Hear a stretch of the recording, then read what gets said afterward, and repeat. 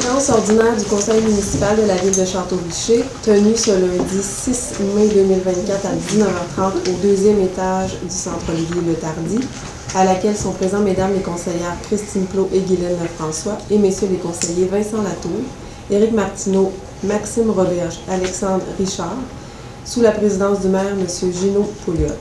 Sont également présentes la directrice générale Mme Magali Lavigne, ainsi que moi-même, Karine Ovington-Greffière. Les membres présents à l'ouverture font le quorum et la séance ordinaire du 6 mai 2024 est déclarée légalement constituée et ouverte à 19h30. Merci beaucoup. Donc, bienvenue à tout le monde pour cette séance de ce soir. J'aimerais saluer également les gens qui nous écoutent via le Zoom et ceux qui vont nous regarder via la télé d'ici.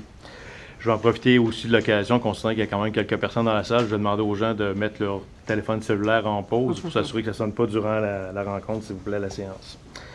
Donc, nous allons procéder à l'adoption de l'ordre du jour. Donc, considérant que l'ordre du jour respecte les règlements là, en vigueur de la régie interne des séances du Conseil et que tous les membres en ont pris connaissance et qu'ils renoncent à sa lecture.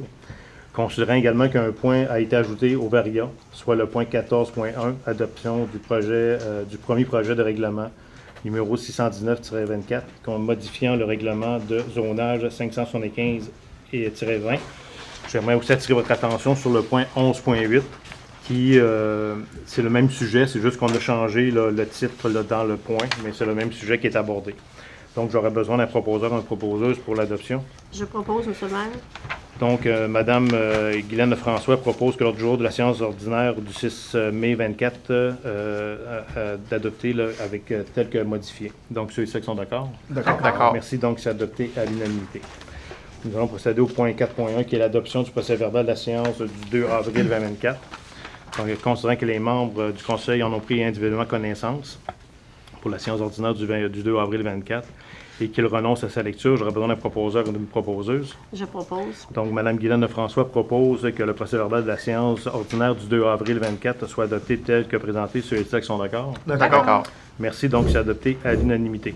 4.2, qui est l'adoption du procès-verbal de la séance extraordinaire du 8 avril 2024. Donc, considérant que les membres en ont pris connaissance individuellement et qui renoncent à la lecture du procès-verbal, j'aurais besoin d'un proposeur ou une proposeuse. Je propose. Donc, Mme Christine Plot propose que le procès-verbal de la séance extraordinaire du 8 avril 2024 soit adopté tel que présenté. Ceux et celles qui sont d'accord? D'accord. Merci. Donc, c'est adopté à l'unanimité. 4.3, l'adoption du procès-verbal de la séance extraordinaire du 25 avril 2024, du 15 avril 2024. Donc, considérant que les membres en ont pris connaissance individuellement et qu'ils renoncent à la lecture du procès-verbal, j'aurais besoin d'un proposeur ou une proposeuse. Je propose. Donc, M. Alexandre Richard propose que le procès-verbal de la séance extraordinaire du 15 avril 2024 soit adopté tel que présenté. Ceux et celles qui sont d'accord? D'accord. Merci. Donc, c'est adopté à l'unanimité.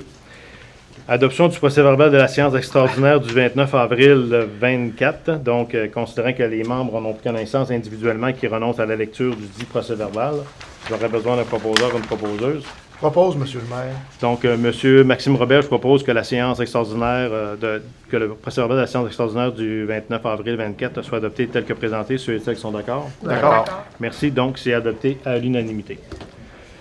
Maintenant, nous allons passer au 5.1 qui est la présentation des comptes généraux là, pour la période qui se termine au 30 avril 2024. Donc, comme à l'habitude, nous allons identifier les montants là, qui sont supérieurs à 5 000 $. Donc, le premier, c'est la Communauté métropolitaine de Québec. Donc, pour 7 710 $ pour le premier versement de 3 versements, là, une quote-part. On a la Régie de l'Aréna de la Côte-de-Beaupré qui est de 17 618 $, donc c'est le deuxième versement de 3. La MRC de la Côte-de-Beaupré pour l'incinération là, pour février et mars, donc il y en a pour 27 146,35 $. Nous avons aussi le brunch du déjeuner de reconnaissance qui est à 4 860 $. Nous avons aussi des frais d'honoraires la veille Tremblay-Bois pour 24 207,95 $. Nous avons la Fédération québécoise pour l'expertise professionnelle qu'on a eu besoin également pour 25 491,48 $. Nous avons également pour la ville de Beaupré l'entraide au niveau de la formation des pompiers, donc 9 936 et 1 sou. Du sel de déglaçage pour 17 527 et 11 sous. Nous avons également les honoraires et audits et frais financiers pour la reddition de compte pour le FIMO, donc avec Garguépi, Gravel-Larouche et Bloin. Donc pour 28 927 et 72. Villéco, la collecte pour le mois de mars, 31 459 et 56. Nous avons également du diesel pour 11 433 et 31. Il y a des bases de béton également là, pour les travaux qui devaient être faits là, sur la montée des chaînes. Donc le matériel avait été acheté, mais il fallait, on l'a récupéré en attendant qu'on fasse les travaux, mais ça a coûté 5 966 et 34. Donc on les a entreposés en attendant. Eddy Fugère, location de conteneurs pour l'éco-centre de 6 329 et 38. Du gravier pour 5 124 et 91. Donc, on a le mur de soutènement, le mur de l'église qu'il fallait regarder là, avec l'entreprise Englobe pour voir un peu l'étendue des travaux qu'il y avait à faire là. Donc, l'expertise a coûté 9 275 et 3 sous. Au niveau de l'Agence du revenu du Canada, 22 546 et 31. Revenu du Québec, 62 125 et 47. En électricité, il y en a pour 13 486 et 7 sous. Assurance collective pour le mois d'avril, donc 11 590 et 4 sous. Matériel matériel pour l'usine, et formation des frais postaux, donc c'est des coûts qui avaient été mis sur la carte de crédit. Il y en a pour 7 062 et 02. Chemin de fer Charlevoix, donc l'entretien du passage à niveau, 33 537 et 39 sous. Donc pour un sous-total en réalité de 457 641 et 35. Le salaire pour le mois d'avril 24, 159 523 et 73, pour un grand total de 617 165 et 8 sous.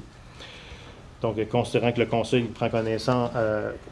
municipal prend en considération la liste des comptes à payer pour le mois d'avril qui se termine en date du 30 avril 24, j'aurais besoin d'un proposeur, une proposeuse. Je propose, M. Donc, le maire. Mme Guylaine Lefrançois propose d'approuver la liste des comptes à payer, qui totalise la somme de 617 165 et 8 sous pour la période qui se termine au 30 avril 2024, incluant les salaires, d'autoriser les paiements des comptes dus, de reconnaître que cette liste fait foi des rapports et des autorisations des dépenses et d'autoriser le maître trésorière à signer tous les documents afférents. Donc, ceux et celles qui sont d'accord? D'accord. Merci. Donc, c'est adopté à l'unanimité.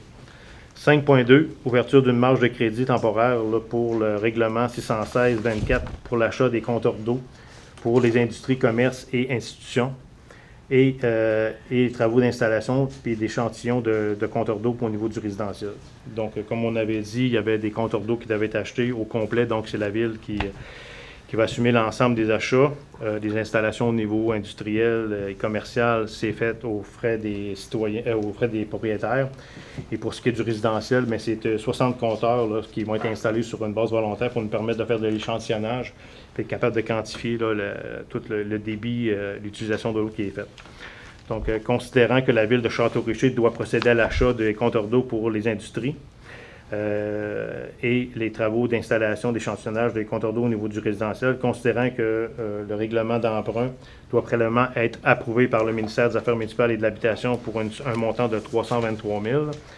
Je propose donc que la Direction générale, d'autoriser la Direction générale à négocier l'entente auprès de la Caisse populaire des Jardins de la Côte-de-Beaupré pour l'ouverture d'une marge de 323 000 et d'autoriser moi-même, le maire Junot Pouliot et la trésorière Mme Lisa Gagnon à signer tous les documents afférents et que l'ouverture de la marge de crédit soit conditionnelle à l'approbation du règlement d'emprunt 607-24 par le ministère des Affaires municipales et de l'Habitation.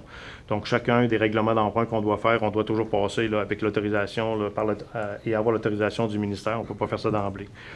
Donc, ceux et celles qui sont d'accord? D'accord. Merci. Donc, c'est adopté à l'unanimité. Je vais passer la parole à Mme Lefrançois pour le point 5.3. Oui, merci beaucoup. Alors, on parle aussi d'une ouverture d'une marge de crédit temporaire, donc en vertu du règlement 618-24 pour réaliser les travaux de réfection des infrastructures existantes. Alors, on parle pour les égouts, aqueducs, pluviales, dans les rues de l'Église, secteur de la servitude, Trépanier et Pichette Sud, dans le cadre du programme sur la taxe sur l'essence et contribution du Québec, la TEC. Alors, considérant que la Ville de Château-Richer doit réaliser les travaux de réfection des infrastructures existantes dans les rues de l'Église, secteur de la servitude Trépanier et Pichette dans le cadre du programme sous la taxe de l'essence, considérant que le règlement d'emprunt a été approuvé par le ministère d'Affaires municipales et de l'Habitation pour un montant de 2 051 000. En conséquence, je propose d'autoriser la directrice générale à négocier l'entente auprès de la Caisse Desjardins de la Côte-de-Beaupré pour l'ouverture d'une marge de crédit temporaire au montant de 2 051 000 et d'autoriser le maire, M. Gino Pouliot, et la trésorière, Mme Lisa Gagnon, à signer les documents afférents. Merci. Donc, ceux et ceux qui sont d'accord? D'accord. Merci. Donc, c'est adopté à l'unanimité. Nous allons passer la parole à M. Martineau, le 5.4. Oui, c'est le dépôt du rapport annuel 2023 sur la gestion contractuelle. Donc, je dépose au conseil municipal le rapport annuel sur la gestion contractuelle pour l'année 2023 en vertu des articles de l'article 573.3.1.2 de la loi sur les cités et villes. Merci beaucoup. Point d'information, point 6. Donc, je vais passer la parole à M. Martineau. Oui, le 10e prix du patrimoine Côte-de-Beaupré s'est tenu aux Trois-Couvents jeudi dernier. Le prix conservation et préservation a été remis à la famille Bédard-Melançon pour la maison qu'ils ont restaurée à l'Ange Gardien. Le prix interprétation-diffusion a été remis au comité consultatif d'urbanisme de Château-Richer pour l'activité Journée patrimoine. Le prix préservation et mise en valeur du paysage a été remis à la municipalité de Saint-Féréol pour l'aménagement du cœur villageois et la restauration de la grange. Et un hommage spécial a été rendu à M. Jacques Blais pour sa contribution à la connaissance et à la préservation du patrimoine de la Côte-de-Beaupré. M. Blais, là, qui est décédé dernièrement. Et j'en profite pour vous annoncer là, le retour de la journée patrimoine là, qui aura lieu là, vers la fin de l'été. Les détails, là, ils vont être diffusés là, via la page Facebook de la Ville. Merci beaucoup. Merci. Mme Plot. Merci. Donc, de mon côté, j'aimerais tout d'abord revenir sur notre déjeuner reconnaissance qui a eu lieu le 13 avril dernier dans le cadre de la semaine de l'action bénévole qui se déroulait cette semaine-là, là, du 14 au 20 avril. Pour l'occasion, la Ville a invité à un déjeuner les bénévoles de nos organismes et des divers comités afin de souligner leur implication. Nous aimerions donc féliciter nos bénévoles de l'année, soit Mme Céline Mercier-Paré du Club FADOC, M. Lucien Vizina de la paroisse Notre-Dame de la Nouvelle-France, Mesdames Isabelle Bourgault et Véronique Desbiens du Cercle des Fermières, M. Marcel Tremblay des Chevaliers de Colomb, Mme Monique Paquette de l'Espace culturel Richard Verreault, et finalement, Mme Denise Laberge du Centre de généalogie. De plus, merci à tous nos partenaires qui ont permis de réaliser cet événement. Concernant le camp de jour, maintenant, les inscriptions vont de bon train.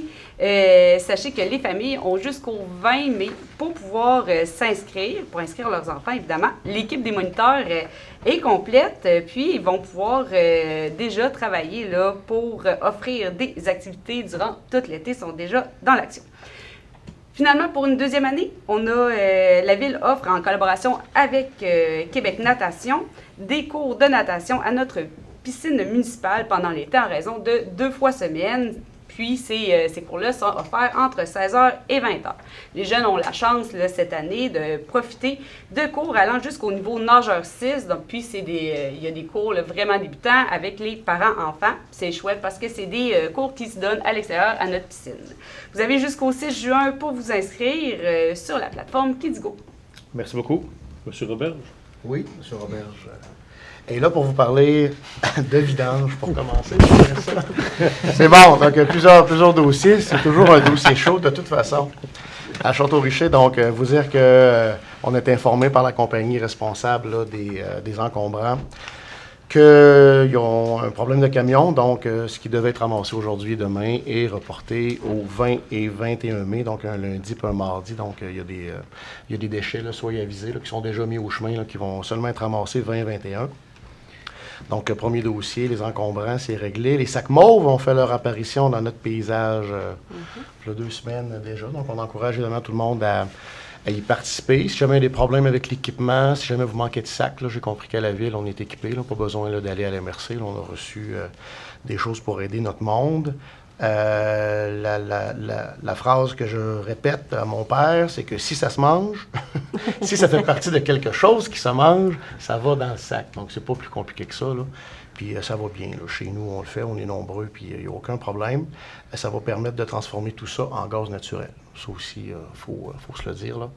Et on retire ça du circuit, on réduit ça, on retire ça de l'incinérateur, puis on est gagnant économiquement aussi, là. Il faut y penser aussi au niveau environnement, mais au niveau économique, on est gagnant si tout le monde participe.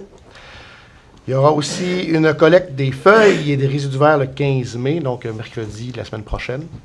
Donc, mettez vos sacs orange ou les sacs transparents ou de papier sur le bord du chemin. Ça va partir le 15 mai. Ça aussi, c'est géré par la MRC comme les sacs mauves. Les ordures sont de retour aux semaines. Donc, on avait un problème avec l'horaire au mois d'avril. On avait mis tous les messages sur Facebook. Mais là, à partir du mois de mai, là, tout est correct. Tout est conforme à ce qui a été donné par papier sur le calendrier de la MRC. Donc, on est aux semaines, puis le recyclage reste aux 2 semaines. Toujours le mercredi pour tout ça. On est dans les... Oui, on n'est pas rendu là encore, j'ai d'autres choses. Les arbres, donc, il n'y a pas encore de communication Facebook qui a été faite, mais on aura distribution d'arbres comme l'année passée, les 2 derniers étés. Donc, le 18 mai, le samedi de la longue fin de semaine des Patriotes. Pour ce qui est de l'heure, il y a de 8h à 16h qui est écrit dans la tribune, mais on ne se fie pas à ça. Là, il y aura un message sur Facebook là, qui sera envoyé là, pour dire l'heure finale là, de la distribution d'arbres. Il y aura des conseillers sur place. Je termine avec le parc canin. Pardon? Lettre MTQ aussi. Oui, c'est vrai. Il y a un autre dossier, c'est correct. Donc, je poursuis avec le parc canin. On avait changé le règlement, la politique d'utilisation à la saison 2022. Donc, c'est le 3e été qu'on fait avec ça. Donc, juste rappeler qu'il est ouvert depuis le 1er mai. Les heures d'ouverture du lundi au vendredi, c'est de 7h30 à 20h, mais la fin de semaine, c'était ça notre gros changement pour respecter un peu le voisinage, là. 10h à 17h pour le parc canin.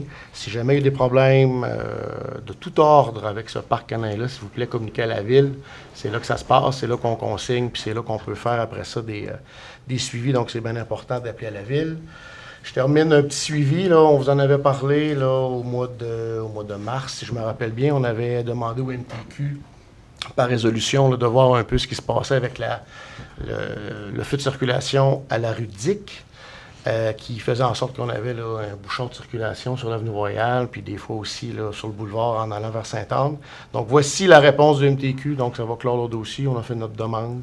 Et voici ce qu'ils nous disent. Donc, je vais faire la lecture. La petite lettre n'est pas très longue. Ça a été envoyé à Mme Lavigne qui nous l'a transmise, donc le 15 avril. Donc, Madame la directrice générale, j'ai pris connaissance de votre résolution demandant au ministère d'ajuster le temps d'attente au feu de circulation, minimalement pour les périodes de pointe du matin et du soir, intersection rue Dick. À la suite de votre demande, le ministère a procédé à l'étude des conditions de circulation à l'intersection du boulevard et de la rue Dick. Les observations terrain réalisées sur plusieurs jours, de même que les analyses techniques, n'ont pas permis de soulever de problématiques.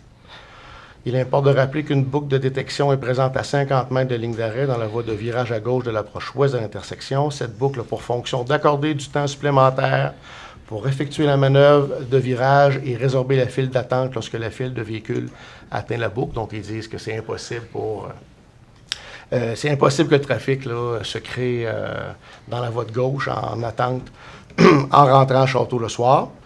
Par conséquent, le ministère recommande de conserver le fonctionnement actuel des feux. Néanmoins, le ministère demeure attentif à l'évolution des conditions de circulation à cette intersection. Et puis, on mentionne, là, c'est là que, selon nous, puis selon plusieurs citoyens, le problème avait commencé. Là. Mentionnons à cet effet qu'en 2022, les gens ont associé ça au pape, mais ça a comme à donner dans le même temps. Là. Le ministère a modifié le fonctionnement de l'ensemble des feux de circulation entre Bois-Châtel et la limite est de Château, dans l'optique de coordonner les feux de circulation.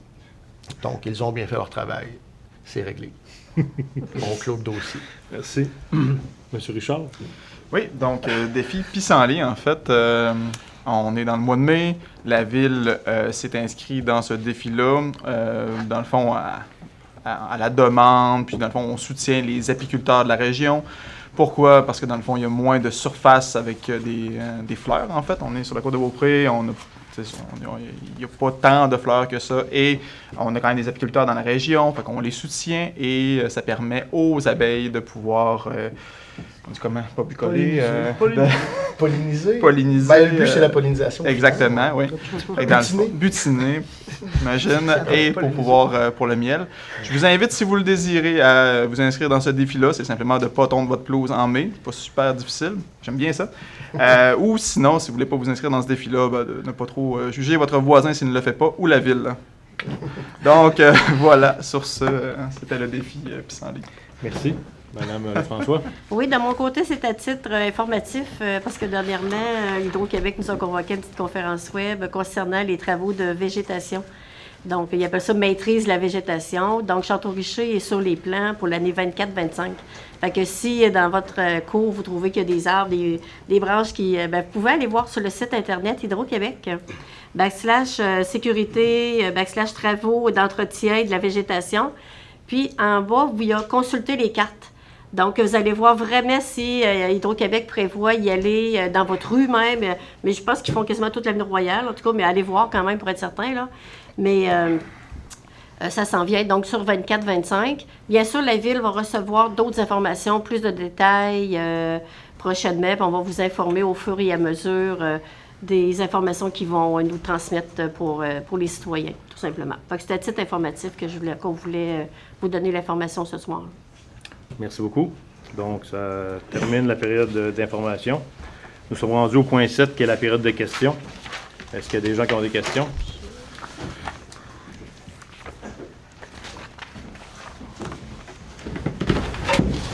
Monsieur le maire, conseiller, bonsoir. Bonsoir. Je me permets de revenir sur la question des compteurs d'eau. Oui. Il y a quand même 200 citoyens qui se sont déplacés pour aller signer le registre. Sur le fond, et là je vais vous défendre, monsieur le maire, sur le fond, c'est vrai que la Ville n'avait pas le choix. En effet, l'installation des compteurs d'eau aurait dû avoir été faite déjà en 2017, conformément à la stratégie québécoise d'économie d'eau potable 2011-2017. C'est-à-dire que ça aurait dû être fait déjà à l'époque de l'administration d'Arcos. Pour autant, il est aussi important de souligner, et ça c'est moins clair quand vous en parlez, monsieur le maire, il est aussi important de souligner que l'installation des compteurs d'eau ne garantit pas l'octroi automatique d'une subvention pour des projets présentés dans le cadre du programme Primo, si j'ai bien compris en tous les cas. Madame la directrice, vous corrigerez, le cas échéant. Avez-vous d'autres questions? Non, je n'ai pas fini. Les questions s'en viennent. C'est ça. Sur la forme, le dossier a été réglé en 1 mois et à l'intérieur de 4 séances consécutives du Conseil, dont 3 extraordinaires, dont on vient d'adopter les procès-verbaux ce soir. Il me semble, en tout cas de mon point de vue, que la Ville aurait pu faire preuve d'un peu plus de transparence, entre guillemets, mais surtout d'une meilleure communication. Bien des citoyens du château sont restés méfiants à l'égard de tout ce qui leur paraît, à tort ou à raison, précipité et un peu secret. Je termine maintenant mon intervention avec deux questions. La dépense de 323 000 $ occasionnée par l'installation des compteurs d'eau, est-ce que ça avait été prévu dans le budget 2024? Deuxième question. Les citoyens qui ne sont pas alimentés en eau potable par la Ville, est-ce qu'ils vont contribuer à ça aussi? C'est tout. Merci à l'avance. Merci. Voulez-vous commencer à répondre? Je vais y aller. OK. Pour ce qui est de la transparence, je dirais que depuis notre arrivée en fonction, puis je l'ai dit, j'en ai même parlé lors d'une petite vidéo pour réexpliquer aux gens là, après que le vote soit terminé. En réalité, depuis 21, qu'on informe les gens qu'on a un problème au niveau, on a un problème, il faut surveiller notre consommation de l'eau, puis il faut surveiller notre réseau d'aqueduc. Et on a fait faire, dès l'année qui a suivi en 22, là, une évaluation là, de toute l'usine d'eau potable là, faite par l'entreprise Stantec. On avait fait le choix d'investir à ce niveau-là pour voir un peu l'état de la situation par rapport à l'usine. Ça nous a fait prendre conscience de beaucoup de difficultés, de beaucoup de fissures qu'il y avait dans la fondation. Notre matériel, il date de très longtemps.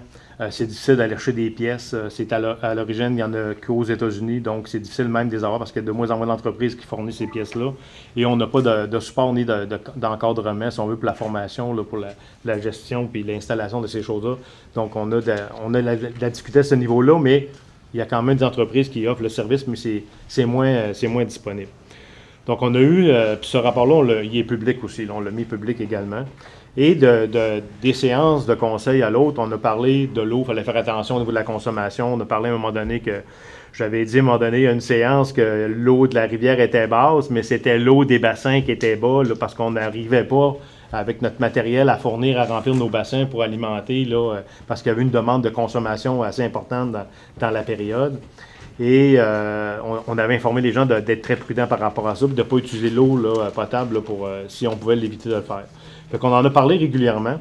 Et depuis, je dirais, le mois de juin dernier et plus vers le mois d'août, on a commencé à faire des démarches auprès du ministère des Affaires municipales et de l'Habitation pour justement regarder, là, pour revoir tout le réseau d'aqueduc au complet. Puis qu'est-ce qui est en lien avec ça aussi, c'est toute l'installation des égouts là, sur l'avenue Royale. Fait que pour nous, d'aller chercher l'information le plus possible sur la consommation de l'eau. On est capable de dire que dernièrement, il y a eu une surconsommation de l'eau à partir d'heures très tardives le soir en allant vers la nuit. On est capable de le dire. Mais on n'est pas capable de savoir exactement dans quel secteur que ça peut être. Et avec les compteurs, on va voir, c'est peut-être, est-ce qu'il y a des fuites souterraines, c'est quoi qui se passe, on ne le sait pas. Avec les compteurs, on va être capable de voir qu'est-ce qu'on produit, on va être capable de voir aussi au niveau des résidences, dans différents secteurs, la consommation qui est faite par les résidences. Fait que là, la différence, ça va peut-être nous permettre de déterminer toute l'étendue là, de l'eau qui s'infiltre à travers la tuyauterie en réalité. Fait que c'est un outil qui va nous permettre de vraiment aller vérifier la consommation puis d'être capable de quantifier l'eau là, qu'on peut perdre. Là. Donc, c'est un outil de travail. Effectivement, ça ne garantit pas l'obtention des subventions. On a eu, comme là, depuis le mois d'août, Mme Lavigne travaille intensément. On a eu des rencontres régulièrement pour regarder tout ne serait-ce que pour les rues de l'église, Pichette et tout ça. Donc, on vient juste d'avoir la confirmation aujourd'hui. C'est rentré, il était 5h moins quart. Là, on a demandé ce qu'on vous a présenté comme résolution, mais on vient juste de le recevoir. Donc, c'est beaucoup de travail, puis il n'y a jamais de garantie. Puis c'est pour ça que quand on vote des résolutions, on dit toujours que c'est sous réserve de l'approbation là, du ministère des Affaires municipales. Donc, ça répond à ce point-là. Puis le 323 000, on l'avait budgété, hein, on l'avait prévu qu'on allait faire un règlement d'emprunt, là, puis le montant que ça allait coûter par mois, bien, on l'a prévu dans le budget pour ça. Puis on le savait qu'on n'avait pas des sous, puis quand on a présenté le budget, on en a parlé de ça aussi également aux gens. Là. Qu'on allait faire un prêt. Petite remarque. Oui. Vous avez tout à fait raison. Je pense que ça aurait été préférable que vous disiez clairement que la Ville, on n'avait pas le choix. C'était une exigence du ministère, l'achat des compteurs d'eau. Ce qui est dommage, c'est que dans le programme de 2011 à 2017, à l'époque, si on avait eu quelqu'un à la Ville qui s'en était occupé, on aurait pu obtenir de l'argent pour acheter des compteurs d'eau et pour les installer. Bien là, c'est trop tard. Je vais passer la parole après, mais pour ce qui est des sous, là, on a validé, on a vérifié pour voir s'il y avait des subventions disponibles. On a regardé partout, on a regardé dans d'autres villes aussi où il y avait eu l'implantation de compteurs d'eau, puis comment eux s'étaient pris, puis c'est quoi les difficultés qu'ils avaient rencontrées, mais il n'y en a pas. Il n'y en avait plus. Non, il n'y en a pas eu. Il n'y a pas eu, à notre connaissance, puis selon les recherches qu'on a faites, il n'y avait pas de subvention disponible pour les compteurs d'eau. Donc, c'est pas une mauvaise planification. Puis à l'époque, même s'il avait fait, je ne sais pas si à l'époque il en existait, là, je ne suis pas au courant des subventions qui étaient disponibles à l'époque, là, mais je peux te dire que dans les recherches et les appels qu'on a fait auprès de d'autres villes qui ont installé il y a quelques années des compteurs d'eau, il n'y avait pas plus de subventions. Je vais passer la parole à... Je suis d'accord avec vous. Ça, Okay. j'ai lu comment on appelle ça, la stratégie québécoise 2011-2017, puis pour la stratégie 2019-2025, il n'y a pas de subvention. Il y en avait dans la première. Je me permets de dire, je ne sais pas si c'est un peu vers ça que vous alliez, mais pour l'exigence, le gouvernement nous avait bien précisé de ne pas dire que c'est une exigence. Parce qu'en fait, on n'était pas obligé de les mettre, mais on n'avait pas de subvention. Fait que c'est comme, vous n'êtes pas obligé, gang, mais vous n'aurez pas de subvention si vous ne l'avez pas. Fait qu'ils nous ont même précisé qu'ils ne voulaient pas qu'on l'inscrive. Donc ça, c'est pour ça. Ça, c'est un point, je ne sais pas si c'est vers là où vous alliez. Il a fallu dans la formulation oui, c'est vrai. du règlement d'emprunt, ce qu'on a nommé, tout ça, pas rester élégant parce qu'on ne pouvait pas mettre que c'était une exigence. Voilà, Maintenant, c'est un prérequis. c'est ça. C'est un prérequis absolu, donc ça revient un petit peu Forcément, au si on Et demande puis, d'évaluer, pour la question des subventions, non seulement on a fait des recherches, mais on a contacté le mamage direct. Et on a été dans la résistance. On a dit, écoutez, c'est bien que vous le placiez comme un prérequis pour tout ce que M. le maire a expliqué, mais là, en même temps, est-ce que vous avez des incitatifs financiers pour nous aider et que ce ne soit pas à tous les citoyens, parce que c'est à l'ensemble du territoire, pour répondre à votre question, que ça doit être dispatché et puis remboursé. Donc il n'y en a pas. On s'est adressé directement au mamage et je peux vous dire qu'on a eu plusieurs échanges avec différentes directions. On a essayé de se battre aussi pour que l'échantillonnage des 60 résidences, puisque ce n'est pas obligatoire, et je tiens à rappeler au niveau des résidences que c'est un échantillonnage de 60 résidences sur une base volontaire. Donc on a essayé de se soustraire parce qu'on savait que pour les entreprises, commerces, etc., c'était obligatoire, mais pas pour le résidentiel. On a tout essayé pendant 2 mois, vraiment, pour bypasser, pour regarder, pour valider si on n'avait pas un changement de donne ou s'il n'y avait pas une ouverture particulière, et il n'y en avait pas. Donc on a vraiment fait toutes les démarches jusqu'au bout. Non, moi je ne voudrais pas être à votre place. Là. Moi je ne voudrais pas négocier ça avec le ministère. Juste le fait, ce que M. Richard vient de dire, pour moi, quand on lit la documentation, c'est vraiment une exigence. Puis j'aimerais juste préciser une petite chose au niveau de la transparence. J'aimerais préciser que les séances extraordinaires ont même été filmées cette fois-ci. On a décidé à partir de la première séance extraordinaire de les filmer, de les mettre disponibles sur le web et sur YouTube. Et on a fait aussi un Zoom. Personne n'était dessus. Fait que dans le fond, on l'a pas répété le 20 quelques, mais ouais. Je tenais à rajouter une chose. En fait, c'est pas pour être cachotier, pour faire des choses dans la discrétion. C'est que le temps que toutes les études rentrent, que les plans et devis rentrent, c'est vrai pour la tech, etc., le processus après est très très long parce qu'il doit y avoir l'approbation du MAMACH. Après, il faut aller chercher des entrepreneurs. Donc il y a, il y a un momentum qui fait qu'il faut que ça aille vite pour qu'on soit en droit de déposer au MAMACH pour la demande des règlements d'emprunt, qu'on puisse les avoir au moment où on va pour les soumissions des entrepreneurs, pour assurer les travaux, etc. Parce que sinon, après, on a raté le non, je suis tout à fait d'accord avec vous. Donc, mais c'est juste peut-être important. Non, mais ça permet de préciser. Donc, pour pas que, effectivement, les citoyens puissent croire qu'on fasse des cachotteries ou qu'on fasse ça en catimini, en séance extra, c'est vraiment, comment dire, tout le processus, puis toutes les analyses préalables avec les ingénieurs, avec tout ce qui est rentré aussi pour avoir une idée des compteurs, comment on va les traiter après, les données, les ci, les ça. Ce sont de grands travaux préalables qu'il faut faire. Et après, il y a les échéances pour arriver à rencontrer dans les temps. Et puis, de toute façon, il va y avoir un problème à un moment donné. Si vous n'avez pas vos 60 résidences, ça c'est vague aussi dans le document du ministère. On parle de 10 un échantillonnage de 10 mais si vous venez chez nous et je vous dis non, puis si vous allez ailleurs puis tout le monde vous dit non, comment ça va se faire? Ben, disons que... je vous défends encore. Ben non, mais puis votre question est très pertinente parce qu'il y a des choses qui ont été galvaudées à gauche pas à droite. Puis à un moment donné, je vous dirais que je n'étais pas content. Là. Mais vraiment pas content parce que ce qui vient avec toute la réfection des égouts sur l'avenue Royale au complet, là, ça va nous permettre d'ouvrir le chemin puis ça va nous permettre d'installer les égouts aux gens qui les ont pas. Parce qu'il n'existe pas de subvention pour installer de nouvelles infrastructures là où il n'y en a pas. Puis en votant contre, puis si ça n'avait pas passé, ça remettait tout en question, ce projet-là.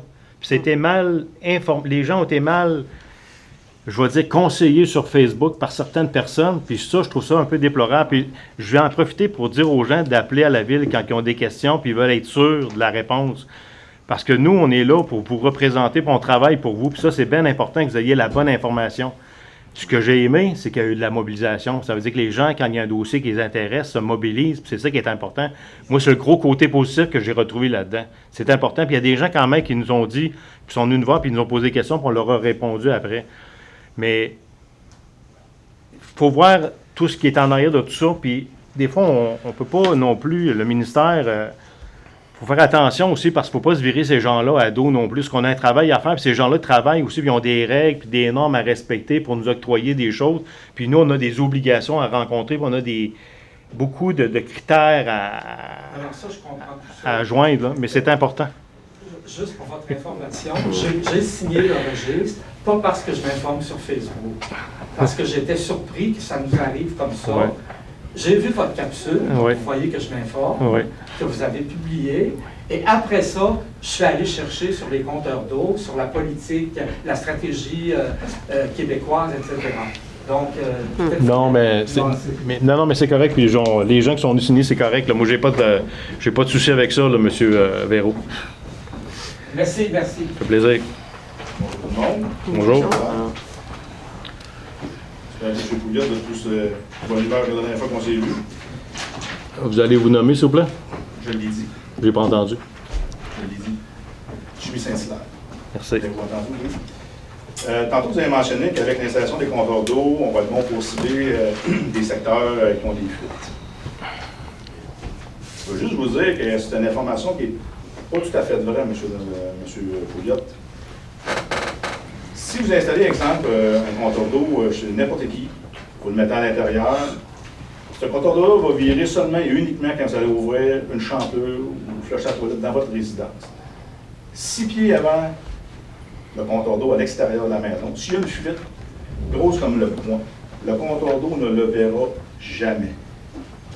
Fait que, expliquez-moi comment vos compteurs d'eau vont faire pour découvrir des fuites sur des réseaux. Moi, je vous ai déjà parlé de mettre des compteurs sur les mains pour savoir où était la consommation. On m'a dit que ça se faisait pas.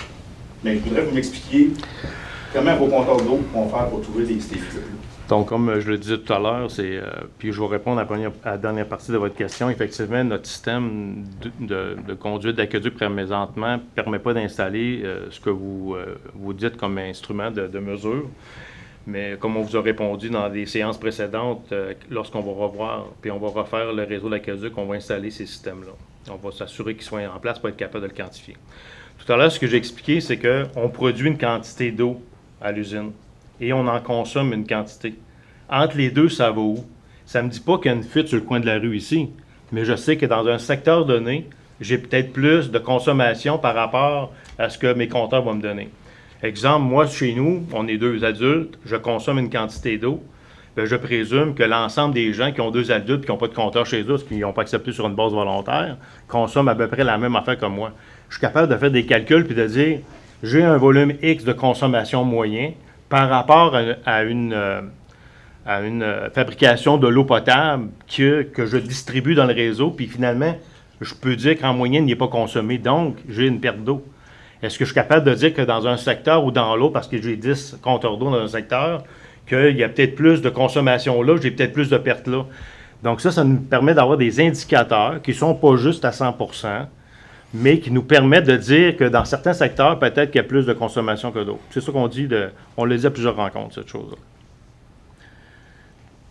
Monsieur Richard?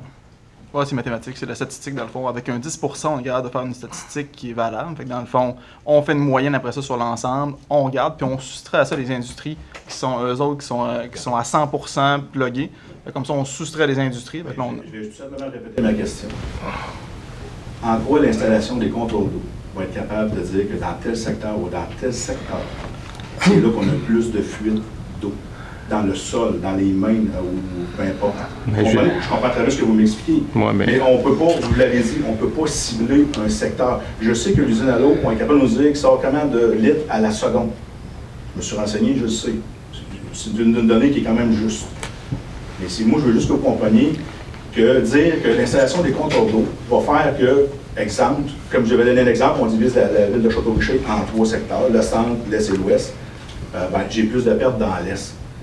On va pouvoir, vous avez raison de dire qu'on va savoir que dans le secteur Est, exemple, on a plus de consommation d'eau par résidence, mais on ne pourra pas dire que c'est là qu'il y a plus de fuite d'eau.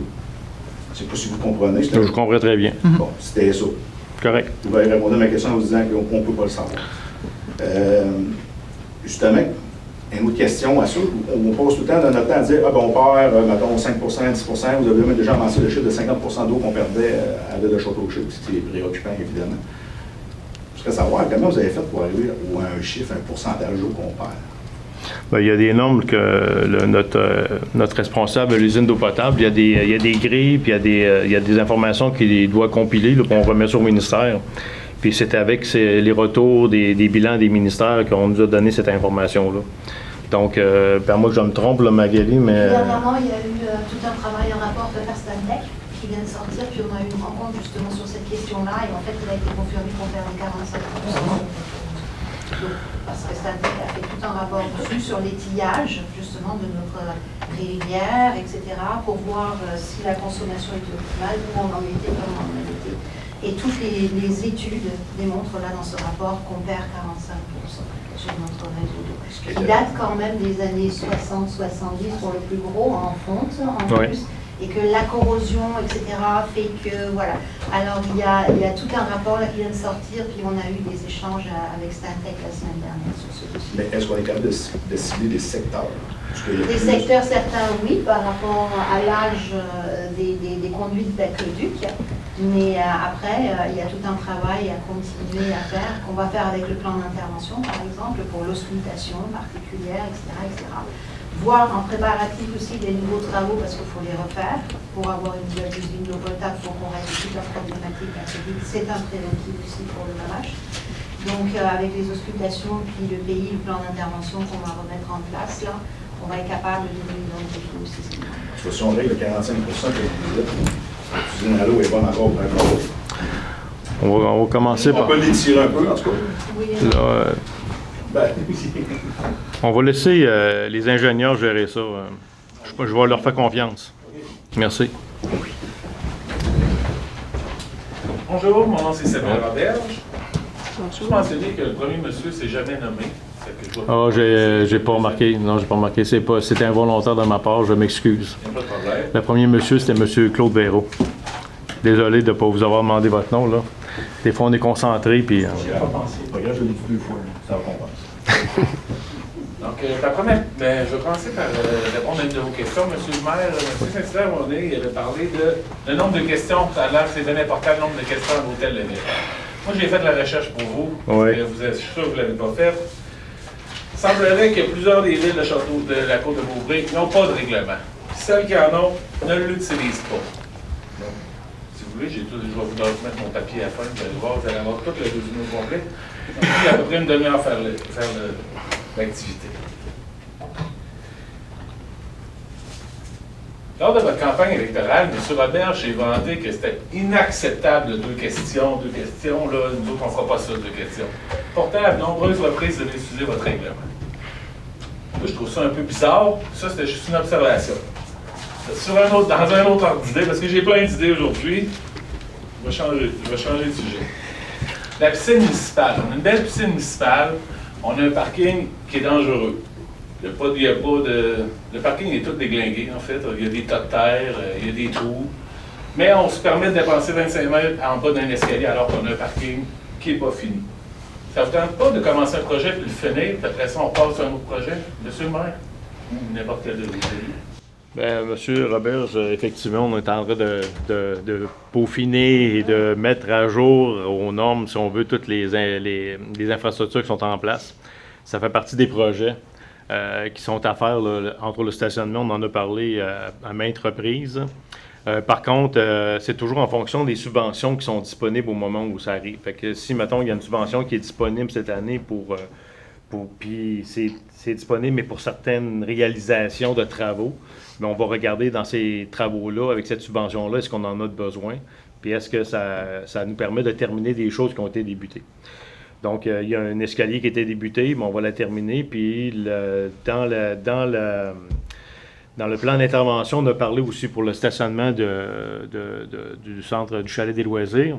Mais lorsqu'il va y avoir des subventions de disponibles, puis on verra c'est quoi la quote-part qu'on doit contribuer aussi en même temps, parce que ce qui n'est pas payé par la subvention, c'est les citoyens qui doivent le payer. Donc, on va évaluer tout ça aussi en fonction du budget, puis les choses vont se faire, puis les travaux vont être effectués dans les années à venir, parce que quand on fait un budget pour cette année, il est fait jusqu'au 31 décembre. L'année prochaine, on va regarder qu'est-ce qu'il va y avoir. Puis des fois, on prépare le terrain cette année pour l'année prochaine aussi en même temps. Donc, on est sur ces priorités-là. Si je me comprends bien, il y a une subvention pour faire le bas de l'escalier? Oui, il y a des subventions. Il y en a eu 2. OK. 2 pour nous aider à payer les choses. OK. Tant mieux. Une autre question par rapport au centre de loisirs. Oui. On a une piscine municipale qui est magnifique. Félicitations. Je ne sais pas si c'est votre projet ou Non. celui d'avant, mais ça me paraît important. Je trouve ça super le fun. La seule chose que je ne comprends pas, c'est qu'on ne peut pas y aller à la piscine. Jusqu'à 16h, le camp de jour occupe la piscine. Moi, quand j'étais petit, j'allais à l'OTJ, puis il n'y en avait pas de piscine. Il fallait prendre l'autobus, aller dans un autre parc, puis aller à la piscine. Ouais. Moi, je comprends pas comment ça, les enfants ont besoin d'avoir la piscine 5 jours sur 7. Puis en plus, aujourd'hui, ils nous ont annoncé des cours de piscine, puis j'en reviens pas, en tout cas. À partir de 16h jusqu'à 18h ou je ne sais pas trop pour les heures. Et finalement, moi, je paye pour une piscine que je n'utiliserai jamais. La piscine, en réalité, on a commencé les cours de natation l'année passée. Et puis la piscine est subdivisée là, pour donner plusieurs cours en même temps, puis permettre à des gens aussi d'être en bain libre. Là. Donc, on essaie de maximiser l'espace. Pourquoi le jour, c'est pas accessible? C'est une question de sécurité pour les enfants. Parce que des fois, il faut faire attention. À 16h, ils sont capables de se baigner à 2h. Pas personne qui va chialer là-dessus s'ils ne peuvent pas se baigner jusqu'à 16h, c'est exagéré. C'est ça. Mais comme je viens de le dire, c'est une question de sécurité. Puis on ne peut pas laisser les adultes se promener à travers les enfants parce qu'ils veulent aller se baigner. C'est une question de sécurité. Dans toutes les villes où il y a une piscine, qu'il y a des camps de jour, ça fonctionne tout de la même manière. On a validé l'année passée. Puis je comprends que ça emmène à un désagrément. Je le comprends. On ne peut pas l'utiliser, les piscines. Ça emmène un désagrément parce que vous ne pouvez pas l'utiliser, mais ça emmène un désagrément pareil, mais ça fait partie des règles qu'on doit se donner pour la sécurité de nos enfants. Et ça me ramène à ma dernière question. Excusez-moi, j'ai dépassé 2 questions. On est très tolérants. Oui, c'est parfait, je suis bien content. Parce que j'en avais toute une liste, mais je me suis retenu. Fait que moi, je vais me mettre une piscine chez nous, puis je vais être taxé à mort. Fait que soit je paye pour une piscine que je ne peux pas utiliser, ou soit je paye en double pour ma piscine chez nous. Vous trouvez ça logique, vous, monsieur le maire? C'est un commentaire. Ben non, c'est une question. Vous trouvez ça logique, monsieur le maire? Écoutez, la piscine au niveau municipal, elle est disponible pour les gens à partir d'une certaine heure pour les adultes et tout ça. Et au niveau de la maison, mais comme on a parlé, au niveau résidentiel, la consommation de l'eau, la fabrication, les nouvelles sources de taxation qu'on doit regarder aussi en même temps sans aller dans les extrêmes, mais on a besoin de s'assurer, là, entre autres, du contrôle de l'utilisation de l'eau potable. Là. Donc, c'est une des raisons pour laquelle, entre autres, que cet élément-là est apporté. Merci, monsieur le maire. Je vais rajouter quelque chose. Les cours de natation qui sont ajoutés de 16h à 20h, ils n'empêchent aucunement la population à venir profiter des bains libres. Il y a vraiment une section pour les cours de natation, puis une section pour les bains libres. Puis ça vient, moi, je l'ai fait l'année dernière, ça vient vraiment pas interférer là, avec les citoyens qui viennent se baigner ou vice-versa. Donc, fait que ça n'aura pas d'impact sur votre utilisation de la piscine. Merci beaucoup. Ah, puis les fins de semaine, ben oui. Alors, on a des questions au Zoom? Oui, j'ai une question de Mme Christine Leclerc. Quand la Ville va savoir si elle sera acceptée pour obtenir la subvention pour l'usine d'eau? Là, pour l'instant, nous sommes en train de travailler sur l'ensemble du réseau d'aqueduc. Ça inclut en même temps l'usine d'eau qu'on fait en parallèle de façon simultanée. On a des discussions présentement avec un représentant du ministère là, qui est responsable du dossier là, depuis le mois d'août dernier. Donc, ça fait partie de l'ensemble des discussions par rapport au réseau d'aqueduc et tout ça. Donc, on est avec la même personne qu'on discute, puis on continue à procéder aux échanges à ce niveau-là. Puis on nous a même demandé de nouvelles types d'analyses qu'on doit fournir aussi là, au ministère. Donc, on travaille toujours sur ce dossier-là. C'est tout? Donc, ça m'a fait à la période de questions. Non, on a une autre période, une autre personne? Il reste 3-4 minutes. Là. Ouais. 2 minutes. Bonjour, Raymond Nathan. Moi, c'est concerné, j'aimerais avoir le suivi du dossier pour la piste cyclable. La piste cyclable, on a une rencontre justement jeudi cette semaine. L'année passée, on était au balbutiement parce qu'on regardait aussi on a eu beaucoup d'aide. Bon, le dossier est géré par le développement Côte-de-Beaupré parce que la piste cyclable, c'est une piste cyclable qui va être régionale. Donc, elle va passer sur le long de la traque de chemin de fer Charlevoix. Là, et elle va faire le tour de Cap-Tourment. Puis là, on a regardé, puis il y a des subventions qui sont prévues pour ça. Et on a une rencontre là, la semaine prochaine, cette semaine, jeudi, pour voir un peu où on en est rendu dans le dossier. Ils vont nous présenter un peu l'état de la situation. Les travaux, s'ils commencent, ils vont commencer de l'année prochaine au printemps prochain. C'est pas pour cette année. Là, cette année, c'est les plans de devis qui nous présentent. Et puis là, on va regarder le tracé où qui passe, puis comment on peut le maximiser là, sur le long de la traque de chemin de fer. Merci. Ça fait plaisir. Ça va pour ça. Donc, ça met fin à la période de questions. Nous sommes présentement rendus au point 8.1. Je vais passer la parole à M. Martineau. Merci, M. le maire. 8.1. Adoption du premier projet de règlement numéro 613-24 sur les dérogations mineures abrogeant et remplaçant le projet numéro 369-04. Considérant que la ville de Château-Richer est régie par la loi sur les cités et villes, considérant qu'en vertu de l'article 145.1 de la loi sur l'aménagement et l'urbanisme, le Conseil peut adopter un règlement sur les dérogations mineures aux dispositions des règlements de zonage et de lotissement autres que celles qui sont relatives à l'usage et à la densité d'occupation du sol. Considérant que la Ville de Château-Richer a un comité consultatif d'urbanisme. Considérant que la Ville de Château-Richer a fait des modifications, des amendements et des abrogations dans ses règlements de zonage et de lotissement au cours des 15 dernières années. Considérant que le règlement sur les dérogations mineures a pour but de permettre à un requérant de présenter au CCU et au conseil municipal une demande de dérogation mineure aux dispositions des règlements de zonage et de lotissement en vigueur et conformément à la loi sur l'aménagement et l'urbanisme.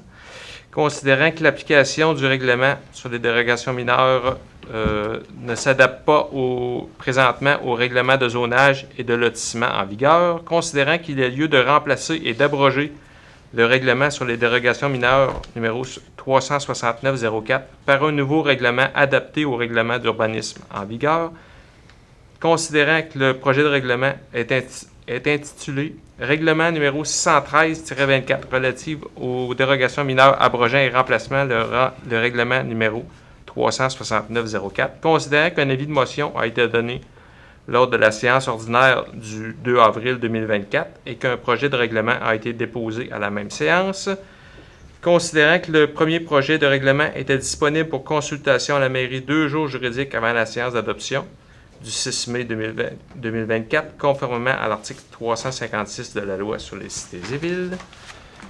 Considérant que les copies du premier projet de règlement sont disponibles et à la disposition du public pour consultation dès le début de la séance d'adoption, et ce, conformément à l'article 356 de la loi sur les cités et villes. En conséquence, je propose d'adopter le premier projet de règlement 613-24 sur les dérogations mineures.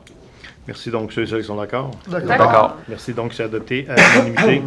Le point 8.2, c'est un avis de motion de dépôt du projet de règlement le 619-24 qui modifie les règles de zonage pour permettre l'entreposage extérieur là, pour certaines entreprises en cours arrière. Donc, tout à l'heure, à 14.1, on va déposer le premier projet du règlement. Donc, je vais donner, conformément à l'article 356 de la loi des cités-villes, moi, par la présente, je donne avis de motion qui sera adopté à une séance subséquente, le règlement 619-24, modifiant le règlement de zonage 575-24. Donc, je dépose le projet. Maintenant, ceux et celles qui sont d'accord? D'accord. C'est donc adopté à l'unanimité. Le 9.1, M. Richard. Merci, M. le maire. Donc, l'octroi d'un contrat pour le ramassage des conteneurs à l'éco-centre pour l'année 2024. Considérant qu'un appel d'offres sur invitation a été lancé à 3 entreprises pour le ramassage des conteneurs à l'éco-centre pour cette année, considérant que 2 soumissions ont été reçues et considérant que les montants des soumissions reçues sont les suivants. Donc, Eddy Fugère Incorporé pour les conteneurs de 40 verges cubes, c'est 795 $. Les conteneurs de 25 verges cubes, c'est 735 $. Et du côté de Villeco, on a des conteneurs de 40 verges cubes à 965 $ et les conteneurs à 25 verges cubes à 810 $. Considérant donc que la proposition de l'entreprise Eddy Fugère Incorporée est la plus avantageuse, je propose d'octroyer un contrat à cette entreprise pour le ramassage des conteneurs à l'éco-centre pour l'année 2024 au coût mentionné ci haut. Merci. Donc, ceux et celles sont d'accord? D'accord. Merci. Donc, c'est adopté à l'unanimité. Madame Plot, 9.2. Merci, M. le maire. Donc, 9.2, octroi d'un contrat pour la location de toilettes chimiques pour l'année 2024. Donc, l'année dernière, il y avait eu 3 toilettes chimiques qui avaient été installées à 3 lieux stratégiques. Donc, on recommence l'expérience. Donc, considérant que des toilettes chimiques, 3, doivent être installées à l'éco-centre, à la piste de BMX et au quai Gravel. En conséquence, je propose d'octroyer un contrat contrat à l'entreprise Sunny John pour la location de toilettes chimiques pour les 3 endroits nommés ci-haut, au coût de 209,99 plus taxes par toilette chimique par mois pour une période d'environ 6 mois. Merci. Donc, ceux qui sont d'accord? D'accord. Merci. Donc, c'est adopté à l'unanimité. Madame Lefrançois, 10.1. Oui, merci. Alors, c'est concernant les services des loisirs, en particulier l'embauche du personnel pour le camp de jour 2024. Alors, considérant la tenue de camp de jour à la ville de Château-Richer durant la saison estivale, considérant que le camp nécessite l'embauche d'employés, considérant le processus de sélection effectué, considérant la recommandation positive du comité de sélection. En conséquence, je propose d'autoriser l'embauche du personnel suivant, et ce pour la durée du camp de jour et selon la grille salariale en vigueur. Alors, comme responsable, Émilie Fortin, Laurie-Ève Isabelle, Chanel Lessard et Stéphanie Lepage. Animateurs et animatrices, Anaëlle Letarte, Maëlie Paré, Mamadou Seydou, Diane, Even Sénécal, Alexandre Dion, Marie-Ange Tanguay, Corélie Boucher, Élie Ouellette, Coralie Jobidon, Anne-Pierre Garneau, Kyle Racine, Colin Letarte-Longchamp, Augustine Rayaume, Xavier Drouin, Magali Jobidon, Chloé Tremblay. Animateurs et animatrices à l'intégration. Alors, Raphaël Durette, Michaela Durette, Raphaël Guévremont, Clara Vaux, Ève-Marie Cochon, Maïka Dufour, Audrey-Anne Lavoie, Amy Bélanger. Aide animateur et aide animatrice. On prépare notre relève, le futur. Alors, Justine Routier, Camille Giroux, Blanche Tanguay, Liam Audet. Et aussi qu'une compensation soit accordée pour le coucher. Exemple, durant l'été, là, il y a une nuit de camping, là, exemple. Là. Donc, compensation pour le coucher de 80 $. Merci. Donc, ceux et celles qui sont d'accord? D'accord. Merci. Donc, c'est adopté à l'unanimité. Monsieur Latour, 10.2. Oui, camp de jour 2024. Donc, comme M. le maire l'a dit précédemment, la sécurité des jeunes nous tient à cœur. Donc, on va vérifier les antécédents de ces chères personnes. Donc, considérant l'ouverture du camp de jour en date du 2 juillet 2024, considérant que la Ville procédera à l'embauche du personnel pour l'animation ou l'entretien et en tant que responsable, considérant que le personnel doit d'abord passer par un processus de vérification afin de s'assurer qu'il n'y a pas d'antécédents judiciaires, il manquait le T, en lien avec l'emploi. En conséquence, je propose que la Ville autorise la responsable des loisirs et de la culture, Mme Danielle Leclerc, à réaliser les démarches nécessaires avec la Sûreté du Québec afin de procéder aux vérifications des antécédents judiciaires de chaque employé relié au camp de jour 2024. Merci beaucoup. Donc, ceux et celles qui sont d'accord? D'accord. Merci. Donc, c'est adopté à l'unanimité.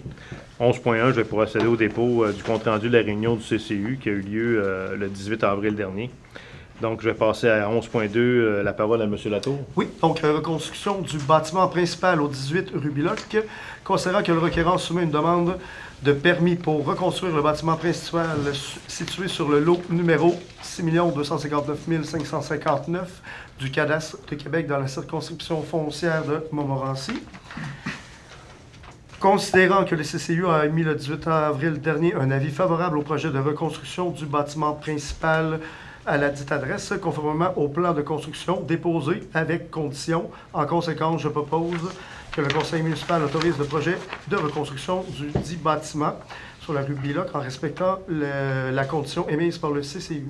Merci. Donc, ceux et celles qui sont d'accord? D'accord. Merci. Donc, c'est adopté à l'unanimité. M. Martineau, 11.3. Rénovation extérieure du bâtiment principal au 7197 Avenue Royale. Considérant que le requérant soumet une demande de permis pour des travaux de rénovation extérieure sur les façades du bâtiment principal. Considérant que le CCU a émis le 18 avril dernier un avis favorable pour les travaux de rénovation extérieure sur les façades du dit bâtiment avec condition. En conséquence, je propose que le conseil municipal autorise les travaux de rénovation extérieure sur les façades du bâtiment principal situé au 7197 Avenue Royale en respectant les commentaires émis par le CCU. Merci. Donc, ceux et celles qui sont d'accord? D'accord. Merci. Donc, c'est adopté à l'unanimité. 11.4, M. Martineau. Rénovation extérieure du bâtiment principal au 175 rue de l'Église. Considérant que le requérant soumet une demande de permis pour réaliser les travaux de rénovation extérieure sur le bâtiment principal de la dite adresse, considérant que le CCU a émis le 18 avril dernier un avis favorable pour les travaux de rénovation extérieure avec conditions.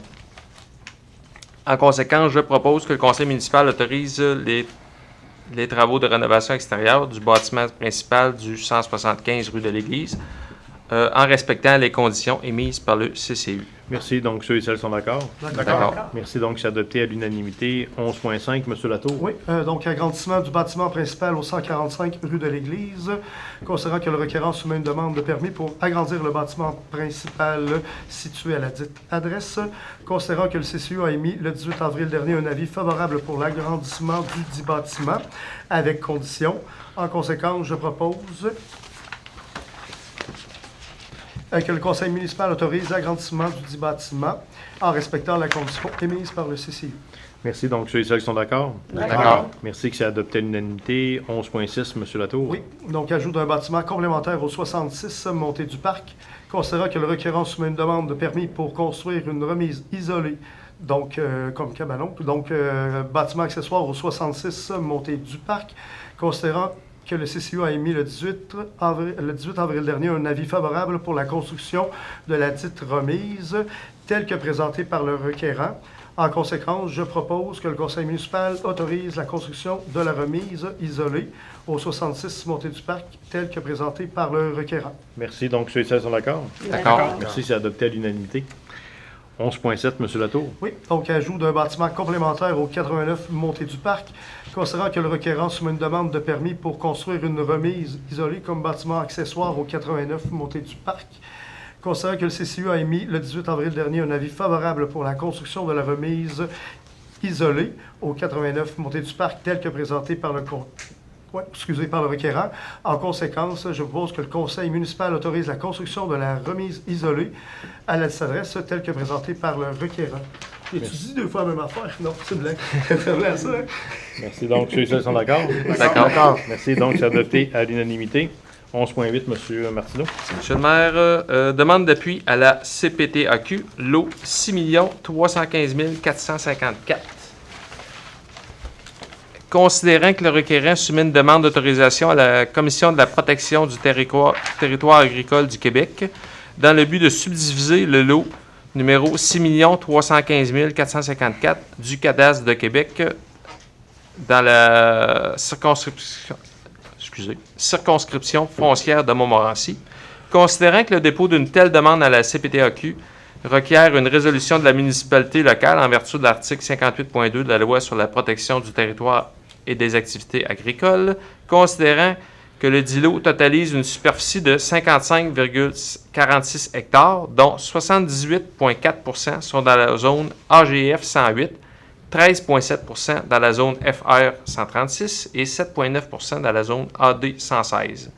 Considérant que la subdivision permettra au requérant d'acquérir une parcelle de 7,5 hectares dans la zone FR 136, considérant que l'usage projeté sur la parcelle de 7,5 hectares sera à des fins acéricoles et sera conforme au règlement de zonage en vigueur, règlement 575-20, considérant que l'usage projeté sur la parcelle de 7,5 hectares est compatible à la foresterie, aux activités agricoles et aux autres usages à proximité du lot, 6 315 454 du cadastre de Québec dans la circonscription foncière de Montmorency. Considérant que la recommandation de la Ville de Château-Richer tient compte des critères de décision de l'article 62 de la Loi sur la protection du territoire et des activités agricoles et de la conformité de la demande à la réglementation d'urbanisme de la Ville. En conséquence, je propose d'appuyer la demande d'autorisation du requérant auprès de la CPTAQ dans le but de subdiviser le lot 6 315 454 à des usages à des fins acéricoles et autres activités compatibles à l'agriculture. Merci. Donc, ceux et celles qui sont d'accord? D'accord. Merci. Donc, c'est adopté à l'unanimité. M. Richard, 12.1. Merci, M. le maire. Donc, entente intermunicipale relative au déploiement d'une équipe régionale en recherche de causes et des circonstances des incendies, donc c'est le ARCCI, entre les municipalités de la MRC de la Côte-de-Beaupré. Considérant que les municipalités concernées se sont prévalues des articles 468 et suivants de la Loi sur la cité et ville et des articles 569 et suivants du Code municipal du Québec pour conclure une entente en matière de sécurité incendie En conséquence, je propose que le maire, M. Gino Pouliot, et la directrice générale, Mme Magali Lavigne, soient autorisés à signer la dite entente. Merci. Donc, ceux et celles sont d'accord? D'accord. Merci. Donc, c'est adopté à l'unanimité. 12.2, Mme Plot. Merci. Donc, demande de commandite, gratuité pour l'utilisation de la grande salle du centre Olivier-Letardy. Considérant que la ville de Château-Richer est en présence d'une demande de commandite provenant du groupe de musique Une fichue belle gang, considérant que la demande consiste à utiliser gratuitement la grande salle du centre Olivier-Letardy les 7 et 8 juin prochains afin de tenir un spectacle de musique au profit du club Optimiste et le projet J'en rêve pour réaliser le rêve des enfants malades sur la côte de Beaupré. En conséquence, je propose d'accorder au groupe de musique Une fichue de belle gang la gratuité pour l'utilisation de la grande salle du centre Olivier-Letardy le 7 et 8 juin prochain afin qu'ils puissent offrir un spectacle de musique dont les profits iront au club Optimiste et au projet J'en rêve pour réaliser le rêve des enfants malades sur la côte de Beaupré. Merci beaucoup. Donc, ceux et celles sont d'accord? D'accord. Merci. Donc, c'est adopté à l'unanimité. Au point 13, correspondance, nous n'en avons pas reçu. Le point 14, au niveau du varium, on avait ajouté, comme on le disait au début, l'adoption du projet de règlement 619-24 modifiant le règlement de zonage 575-20. C'est en lien avec le 8.2, le dépôt que nous avons fait tout à l'heure. Donc, c'est pour l'entreposage extérieur. Donc, le règlement vise en réalité à encadrer le règlement. La possibilité d'entreposer pour sur des terrains où il y a déjà un bâtiment principal. Ça va être fait en cour arrière. Il doit y avoir des écrans pour s'assurer que ça ne soit pas visible du chemin, que ça soit bien fait, que ça soit propre. Il faut respecter tout ce qui est milieu humide, zone inondable, ces choses-là. Donc, pour les gens qui ont des propriétés sur le long du boulevard Saint-Onge, ça va dépendre de la superficie. Puis c'est toujours en lien avec la grandeur du bâtiment principal, la possibilité d'entreposer à l'extérieur. Donc, le règlement vise principalement ces règles-là. Donc, considérant que des copies de premiers projets de règlement sont disponibles à la disposition du public pour consultation dès le début de la séance de l'adoption. Donc, et conformément à l'article 356 de la loi des cités-villes, je propose donc d'adopter le premier projet de règlement, le 619-24. Donc, ceux et celles qui sont d'accord? D'accord. Merci. Donc, c'est adopté à l'unanimité. Point 15, la deuxième partie de la période de questions. Est-ce qu'il y a des questions? Bonjour, Francis Naud. En fait, j'habite au 7029 Avenue Royale, Château-Richer, à l'ouest complet de la ville. OK. Puis je suis locataire, mais le propriétaire est Conservation Nature Canada. Puis il y a un mur de soutènement, le mur de béton en bas, le mur 113-08, c'est ça? 111. 111-08. J'imagine que vous savez de quel mur je parle? Oui, oui. Okay. En fait, on était juste un peu inquiets à savoir si, dans le fond, le mur allait être enlevé ou si le cap allait être un peu... qu'il y avait des arbres qui allaient être coupés. Évidemment, on est un organisme de protection de la nature, donc ces interventions-là nous préoccupent beaucoup. Donc, tout simplement, non, mais votre question est pertinente, mais en réalité, là, nous, on s'est inscrits... Au début, ce mur-là, on pouvait le refaire, mais il y avait des subventions qui étaient possibles à 67 % puis le reste, il fallait que ce soit la ville. Donc, à ce montant-là, on avait d'autres priorités, puis on n'avait pas vraiment pas les sous. Présentement, on en parle parce qu'il y a des subventions qui sont disponibles, puis ils vont couvrir les frais à 100 %. Donc, dès qu'on va avoir l'obtention de cette subvention-là, bien, entre-temps, quand on va nous dire qu'on est sur le bord ou en voie 2, nous, on va refaire des évaluations, puis il y a une expertise qui va être faite par des ingénieurs par rapport à comment que le mur devrait être fait, c'est quoi l'aménagement qui doit être fait, qu'est-ce qui doit être conservé. Il va sûrement avoir des études géotechniques du sol aussi qui vont être faites, comme on fait dans toutes les places où il y a des falaises qu'on doit aller travailler là-dedans. Donc, à ce moment-là, on va être en mesure de vraiment donner l'information complète aux gens pour expliquer comment les travaux vont se réaliser. Donc, en attendant, on s'est inscrit dans un projet ou dans une possibilité d'avoir une subvention qui va couvrir les frais à 100 %. Pour ce qui est du reste, le développement, puis la chose, il va sûrement avoir des règles et des normes à respecter. Il y a des choses qui vont être possibles de faire, des choses qui ne le seront pas. Là, à ce moment-là, on va faire des choix à l'intérieur de la protection de l'environnement.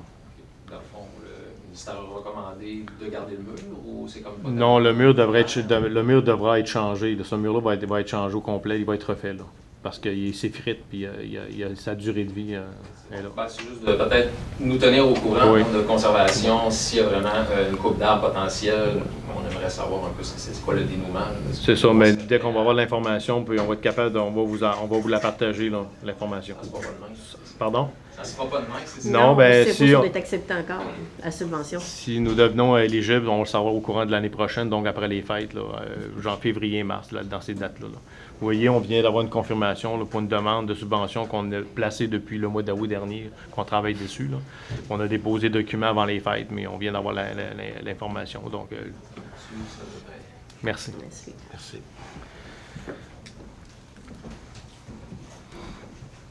Bonjour. Bonjour. Jimmy Saint-Hilaire. Sujet à propos de l'entreprise d'excavation Jocelyn Tremblay. Oui. Je voudrais savoir, vous avez dit qu'il refaisait le projet. Moi, je voudrais savoir, est-ce qu'il y a eu un permis d'émis de construction? Ça a-tu été émis, ça? Je ne suis pas au courant de ça, s'il y a un permis. Là. Moi, je sais qu'ils veulent revoir le projet. Ils voulaient nous ramener ça. On n'a pas eu d'autres nouvelles. Moi, j'ai pas eu de nouvelles. Puis je ne sais pas s'il y a eu un permis. Pour l'instant, j'ai pas cette information-là. Non. OK. Vous avez pu remarquer, on a commencé à faire les lignes.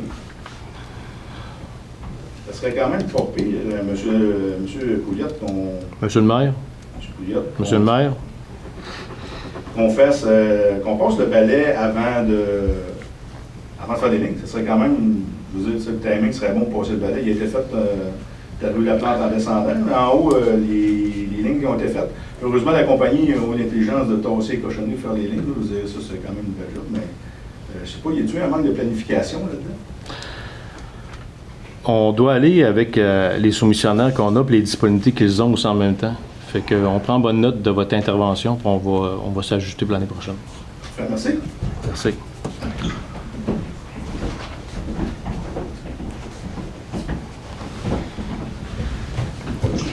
Bonsoir. Moi, j'avais une question concernant le point au service d'urbanisme, le 11.8. Oui. Pour quelle raison le numéro civique qui correspond à ce lot-là est absent? Ça serait utile que nous ayons juste pour comprendre à quel endroit ça se passe. L'emplacement exact, je n'ai pas vérifié, je n'ai pas validé à quel endroit que c'est, là. Mais c'est juste une demande de subdivision de terrain pour en acquérir d'autres pour des fins à silicoles, là, si je ne me trompe pas, là, c'est ça? Oui, c'est ça, ouais. On peut savoir où c'est. Ben, est-ce qu'on le sait? Moi, j'ai pas validé cette information-là. Je pensais pas qu'on allait me poser cette question. Si vous avez pris une décision, je sais pouvoir où c'est. Ben, la décision est importante parce que c'est pour la protection des territoires agricoles. Donc, nous, on s'est positionné sur le fait que, est-ce qu'on est d'accord qu'on subdivise un terrain, mais pour que le terrain, devienne plus grand, et c'est pour des fins agricoles. Et la réponse est oui. Donc, pour nous, on remplit notre mandat de vouloir aller vers la protection des fins agricoles. Le territoire exactement où c'est situé, je ne sais pas. Là. Mais c'est pas... important de le savoir, qu'on puisse le savoir, parce qu'il y a peut-être des enjeux. C'est ça la question que je me posais. Bien, on va vérifier ça, là. Parfait. Je pense que c'est disponible sur Internet, ces choses-là, avec zone, je sais pas quoi, là. Go Azimut. Go Azimut. Mais nous, en réalité, l'objectif, c'est vraiment, si on avait demandé de dézoner pour bâtir, ça aurait été non. Fait qu'on l'aurait rejeté, là. Mais nous, c'est pour des fins agricoles, puis ça conserve. Donc, la culture, c'est ça qu'on veut, mais on est d'accord avec le projet. C'est l'important pour nous.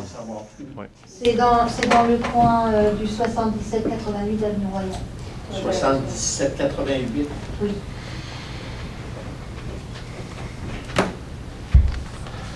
Parfait. Merci. Ça va? Est-ce qu'il y a d'autres questions?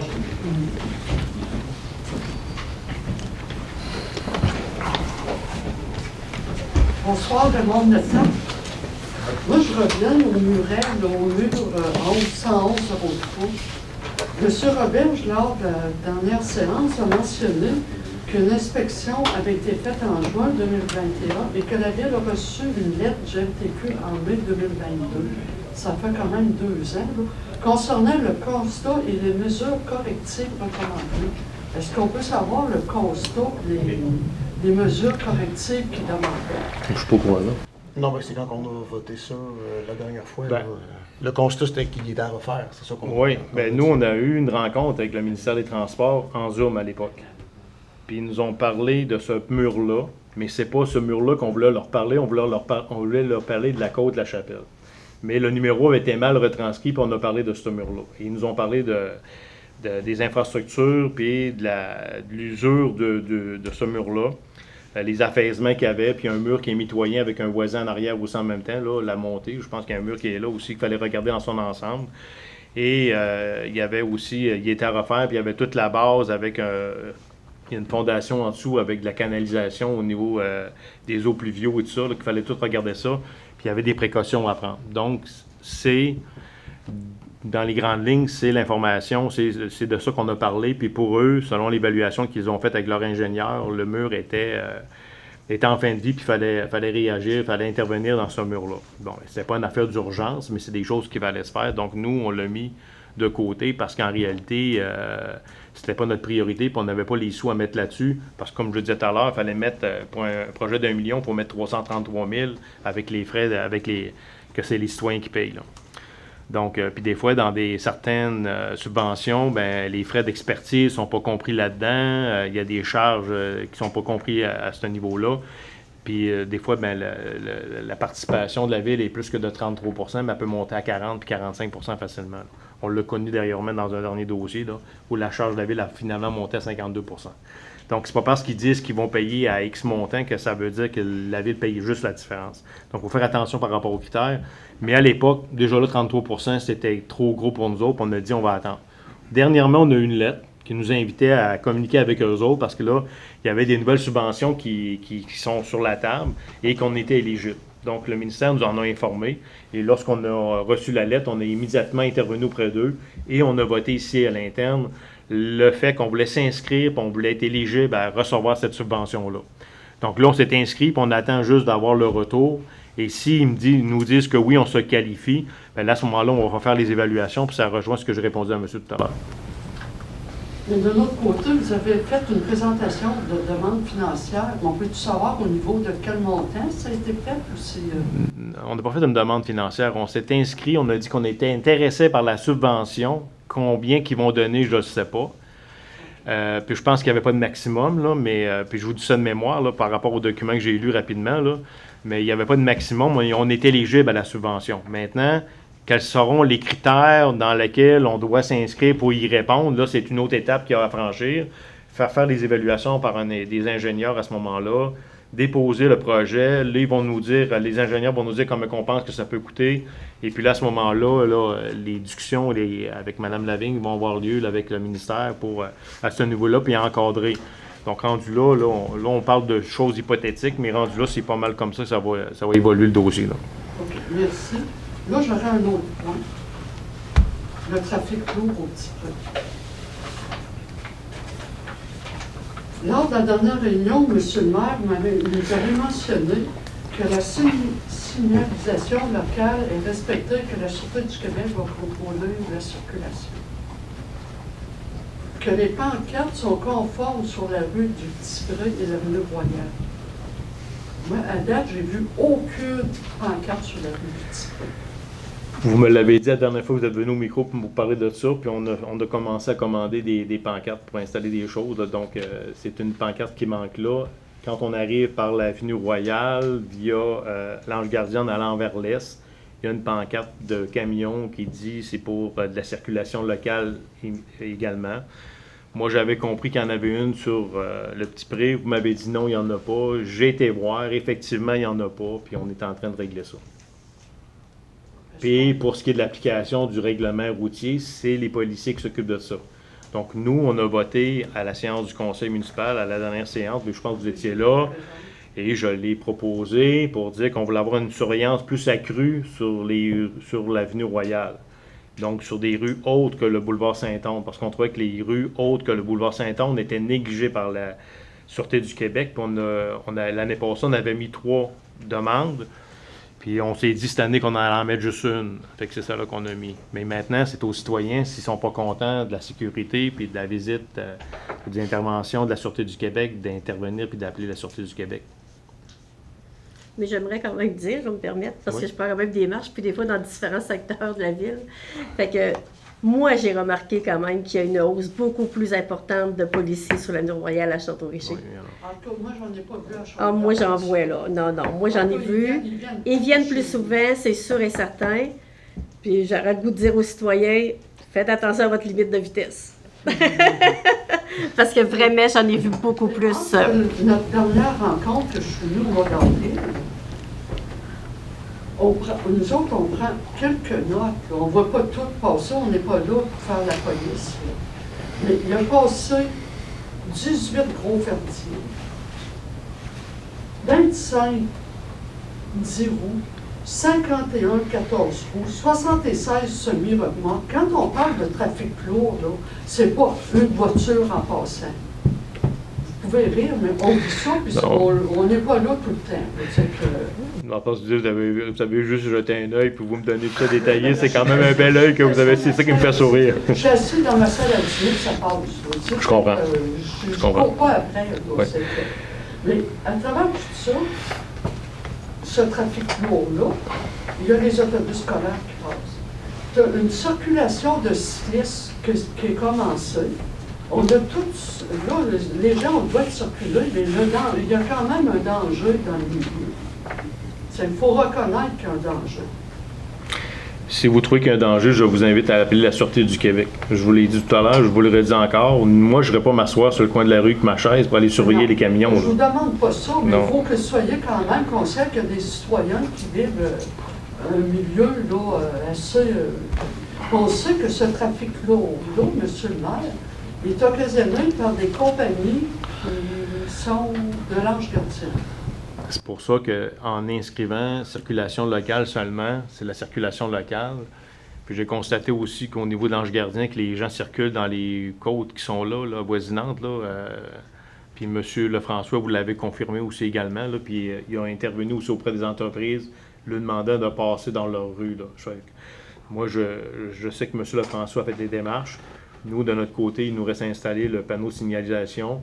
Quand ça va être fait, on va faire un rappel personnellement avec notre parent au niveau de la Sûreté du Québec. On va parler avec lui, on va réitérer, on va faire part des préoccupations des gens. Mais une fois qu'on l'a fait, là, nous, on ne peut pas aller plus loin que ça. Là, c'est la Sûreté du Québec qui doit intervenir puis doit faire respecter le règlement. Là. Et là, on peut-tu s'attendre à avoir la carte sous peu? C'est quoi, là? Parce que quand on les commande, il y a un délai de livraison. L'année passée, des fois, ça avait pris 1 mois, 2 mois avant d'avoir des pancartes. Fait qu'on les a demandés, là, puis on a fait des commandes. Ça, là, spécialement, je ne sais pas si on l'a fait, là, mais on a fait des commandes de pancartes. On va s'assurer que ça soit fait. Là.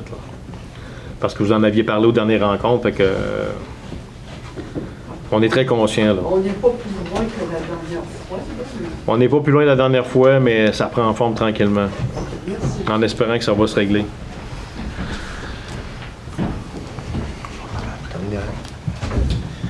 Samuel Roberge. Oui. Donc, parlant de pancartes, ça tombe bien, justement, j'en avais dans mes questions, les pancartes. Les pancartes sur la route Saint-Achille pour interdire les vélos, ça fait plus que 6 mois que vous avez voté une résolution pour ça. 1 mois ou 2 pour la livraison, on est rendu qui devrait être installé. Qu'est-ce qu'on appelle, M. le maire? Ils sont commandés, mais écoutez, il faut être Quand on vous en a parlé, on avait dit, oui, il y a des pancartes, mais il y avait aussi les règlements à mettre en place et à écrire. Les règlements, là, on n'a pas travaillé là-dessus parce qu'on a d'autres priorités. On travaillait sur le réseau d'aqueduc présentement, puis il y a eu beaucoup de demandes au niveau aussi de l'urbanisme, puis on était très occupés, puis on n'a pas eu le temps de s'occuper du règlement. Les pancartes, on va les mettre en place dès qu'on les reçoit. Les endroits y ont été identifiés. On a validé auprès du MTQ les types de pancartes qu'on doit mettre là, combien qu'on doit en mettre. On a même validé à quel endroit et à quelle distance qui devait être posé. On a tout fait ce travail-là. Parce que dire « je veux des pancartes », c'est une chose. Mais on ne plante pas ça n'importe où, on n'installe pas ça n'importe où, puis il faut que ça veuille dire quelque chose. Ce travail-là, il est fait. Monsieur le maire, merci beaucoup de votre réponse. Le miroir en bas de la côte, parlant d'endroit qu'il faut que ce soit à la bonne place, qu'il faut bien installer. Le vieux miroir, la carcasse du vieux miroir est encore là. L'autre est à 16 pieds dans les airs. Il ne sert à rien, votre miroir, monsieur le maire.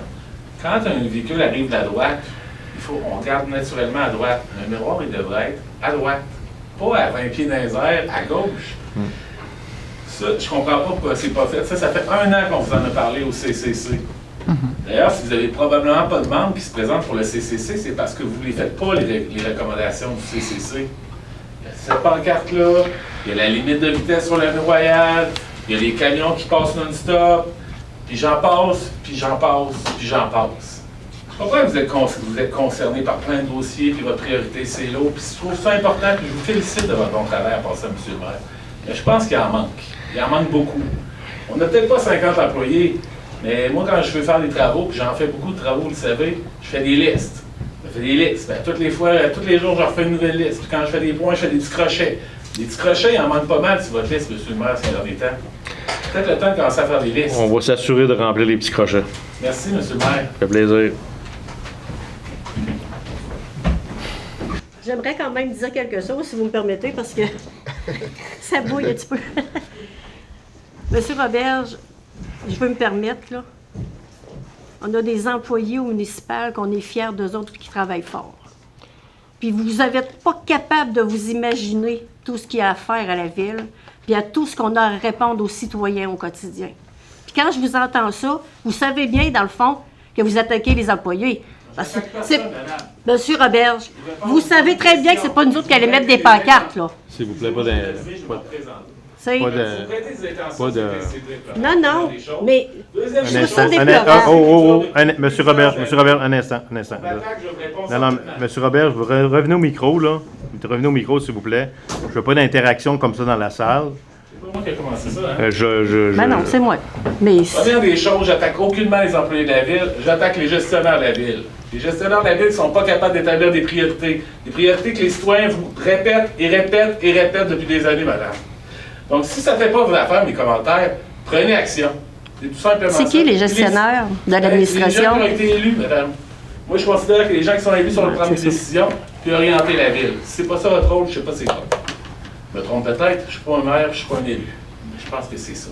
Deuxième des choses, j'ai jamais attaqué aucun employé de la ville. Je suis certain qu'ils travaillent le plus fort qu'ils peuvent. Est-ce qu'ils sont bien gérés? Ça, c'est la question. Peut-être vérifier dans ce côté-là.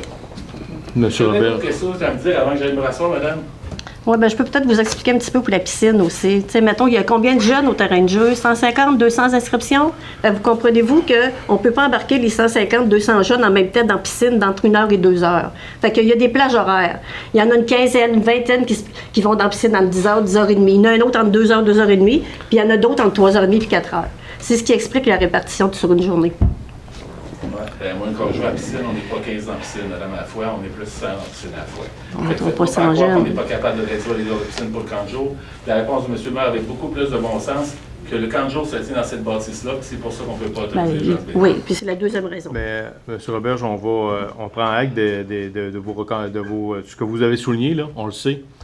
On a eu des choses à faire, des priorités, mais on va s'occuper de ça. Inquiétez-vous pas, on va cocher les affaires. On va commander le matériel si on ne l'a pas. Si on l'a, on va s'assurer que ça soit installé, je vous le dis. Oui, on est redevable. Oui, on doit prendre en considération les interventions de l'ensemble des citoyens. Il y a des choses qu'on peut faire rapidement, il y a des choses qu'on ne peut pas faire rapidement. On l'explique, puis on le dit, puis c'est correct. Là, il n'y a pas de problème avec ça. Merci, M. le maire. Merci.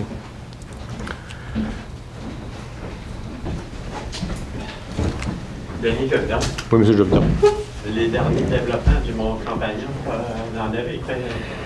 Ben, le Mont-Champagnon, on a rencontré les nouveaux propriétaires. On les a rencontrés, ça fait 1 semaine, 2 semaines.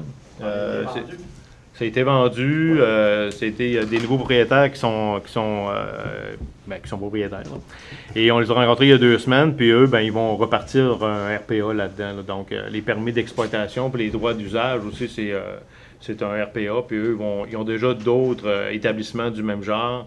Ils connaissent le milieu, ils connaissent bien l'entreprise également, eux aussi. Là. Donc, c'est ce qu'ils nous ont partagé. Et c'est des gens aussi qui sont propriétaires de terrains agricoles, puis ils s'occupent aussi de la production agricole, des choses comme ça. Donc, il y avait un grand terrain qui est adjacent à ce terrain-là aussi, qui est zoné agricole, puis qui ne peut pas être dézoné. Là. Et eux, ils l'ont acheté aussi dans ce contexte-là, parce qu'ils sont très sensibles à ça aussi en même temps. C'est ce qu'ils nous ont partagé. Je vous partage ce qu'ils nous ont dit. C'était un bon premier contact avec les gens. On verra là, avec l'usage, mais pour l'instant, on a eu un bon contact. Ça devra se faire assez rapidement.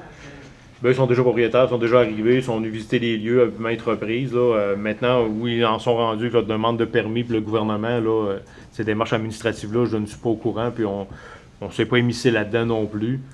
Nous, les gens ont acheté... bon, c'est supposé. C'est ce qu'ils nous ont dit, mais je peux pas répondre à leur place, vous comprendrez. Mais c'est ça. L'autre affaire, vous en parlez de la poussière à un certain terrain. Oui, je sais, on n'a pas eu le temps de s'occuper de ça, mais on va s'en occuper, là. Parce que ça va, il va commencer à faire chaud, puis là... oui, on est conscient de ça, monsieur le habitant. Merci. On va vous tenir au courant dès qu'on va faire des interventions sur ce sujet-là, OK? Avant Noël. Est-ce qu'il y a d'autres interventions? Non, ça va. Donc, je vous remercie beaucoup. Donc, considérant qu'on a épuisé l'ordre du jour, donc c'est la levée de l'Assemblée, donc je reprends la proposeuse. Je propose, monsieur. Donc, Mme Christine Plot propose la levée de l'Assemblée, donc ceux-ci qui sont d'accord? D'accord. Merci, donc c'est adopté à l'unanimité. Merci beaucoup. Merci de votre participation.